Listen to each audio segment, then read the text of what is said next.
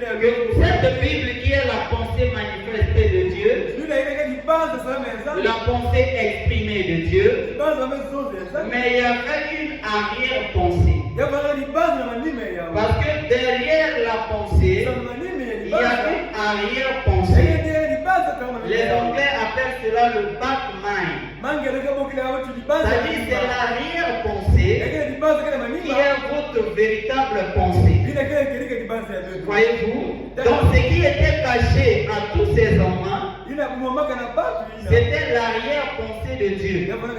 C'est-à-dire le mobile qui animait Dieu de faire toutes ces choses. Alors c'était caché aux humains. C'était même caché à ce prophète. Mais Dieu, durant les âges, tout ce qu'il était en train de faire, il avait un objectif. Et il avait un but derrière tout ce qu'il était en train de faire. Et c'est bien que tout ce monde-là ne connaissait rien. Vous voyez, c'est seulement en ce temps de la fin que le prophète vient pour nous révéler l'arrière-pensée de Dieu.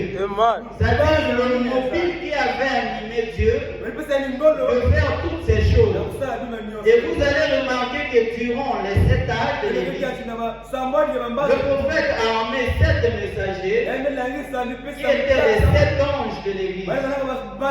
Chacun d'eux a emmené un message. Vous allez remarquer qu'ils ont quitté de la foi à la vertu, de la connaissance, la tempérance, la piété, patience, l'amour fraternel.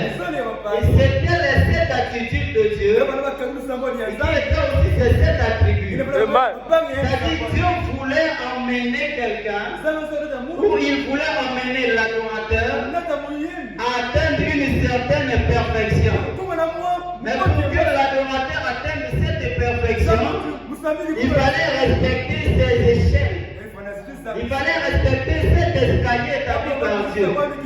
Mais en ce temps là-bas, la foi n'avait pas été prêchée par la vertu, par la connaissance, mais encore la tempérance, la piété et l'amour fraternel.